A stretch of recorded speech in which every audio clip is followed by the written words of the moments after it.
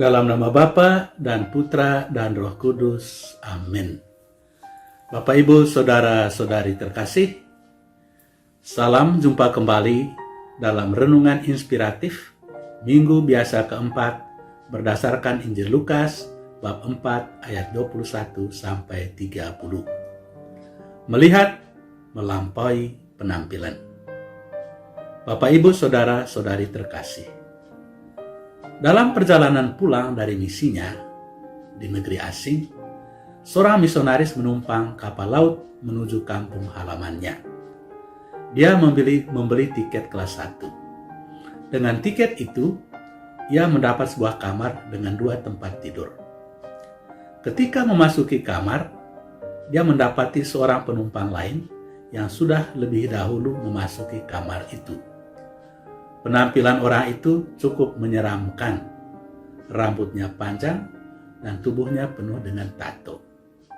Setelah berbincang-bincang sebentar dengan teman sekamarnya, sang misionaris itu pergi ke kantor. Dia meminta mereka, yakni anak buah kapal, untuk menyimpan arloji emas dan barang-barang berharga lainnya. Dia takut kalau barang-barang berharga itu akan dicuri atau dirampok oleh teman sekamarnya itu. Para anak buah kapal dengan senang hati menerima barang-barang berharga itu. Kemudian mereka berkata kepadanya, "Kami akan menyimpan semua ini dengan baik. Tadi teman sekamar Anda juga telah datang untuk maksud yang sama. Dia juga meminta kami untuk menyimpan semua barang berharga miliknya di tempat ini. Dia cemas kalau semua barang berharga miliknya itu akan hilang." Saudara-saudari terkasih, manusia cenderung menilai sesamanya berdasarkan penampilan atau hal-hal yang lahiriah.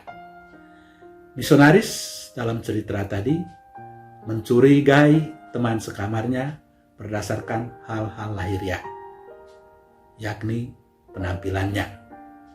Demikian juga sebaliknya. Rekan penumpang itu menyerahkan barang-barang berharga miliknya karena dia juga tidak mempercayai misionaris tersebut. Saudara-saudari terkasih, menilai seseorang berdasarkan hal-hal yang lahiriah atau hal-hal yang tampak, yang kelihatan saja, terjadi juga dalam Injil hari ini. Orang-orang sekampung Yesus menilai dia karena hal-hal yang lahiriah semata-mata, yakni orang tuanya adalah seorang tukang kayu, ibunya adalah seorang ibu rumah tangga, dan kaum keluarganya orang yang biasa-biasa saja.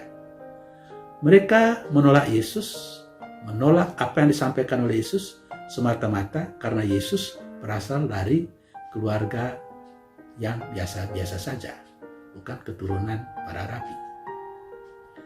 Para pendengar Yesus cuma memperhatikan aspek-aspek yang tidak penting, yakni mengenai latar belakang keluarga Yesus, dan mengabaikan pesan yang disampaikan oleh Yesus sebagaimana telah diutarakannya dalam Injil minggu lalu.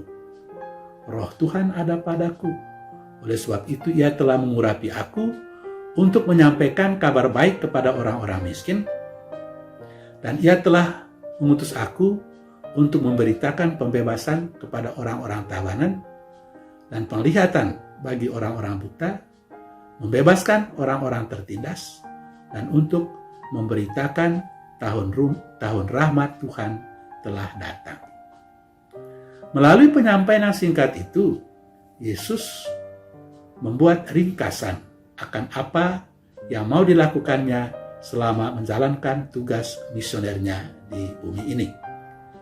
Ia datang untuk membebaskan orang-orang kecil dan pinggiran.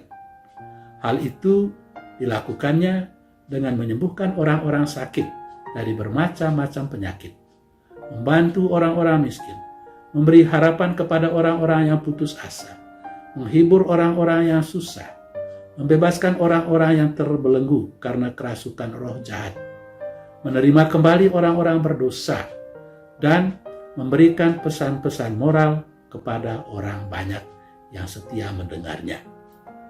Begitulah visi yang ingin diwujudkan oleh Yesus dalam kehidupannya. Saudara-saudari terkasih, Henry Nouwen pernah bercerita tentang seorang pemahat. Ketika dia sedang memahat, lewatlah seorang anak kecil di tempat itu. Anak itu tidak melihat apa-apa selain sebuah batu besar dengan beberapa alat pahat. Setelah beberapa hari kemudian, anak itu kembali. Dia begitu terkejut karena batu besar itu telah berubah menjadi seekor singa yang gagah. Lalu dia bertanya kepada sang pemahat, "Tuan, bagaimana Anda bisa mengetahui bahwa di dalam batu itu ada singa yang gagah seperti ini?" Anak itu mengira bahwa singa itu ditemukan di dalam batu besar tadi. Mungkin pertanyaan anak kecil itu terlalu naif, namun kita bisa menyampaikan hal-hal yang senada kepada diri kita. Bagaimana mungkin kita bisa mengenal Allah di balik hal-hal yang biasa? Bagaimana mungkin kita bisa melihat gambar Allah di dalam orang-orang yang biasa-biasa saja? Bagaimana mungkin kita bisa melihat inti pribadi seseorang di balik penampilan-penampilannya?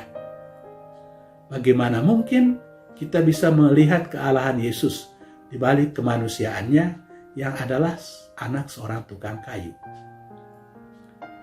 Berhentilah sejenak dan berusahalah untuk menjumpai Tuhan di dalam diri sesama, di dalam ciptaannya, di dalam peristiwa-peristiwa hidup, dan dalam hal yang biasa-biasa saja.